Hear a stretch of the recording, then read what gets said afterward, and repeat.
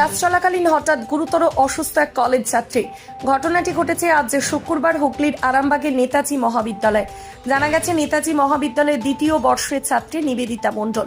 College সূত্রে জানা গেছে নিবেদিতা আগে থেকেই অসুস্থ ছিলেন। এদিন কলেজে ক্লাস চলাকালীন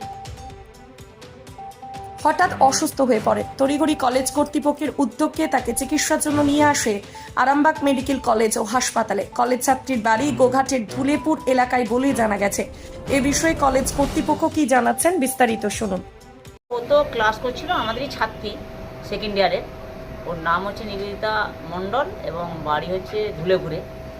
এবং ক্লাস করতে করতে শরীরে প্রথমে হয়তো এখানে ভর্তি ছিলেন, ভর্তি থাকার পর আবার কলেজে গেছে।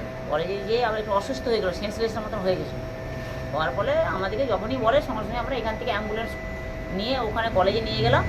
কলেজ থেকে আবার এখানে ভর্তি করে দিলাম। মোটামুটি এখন আপাতত সুস্থ আছে এবং ডাক্তারবাবু দেখেছেন। ক্লাস করছিল? হ্যাঁ, ক্লাস করছিল।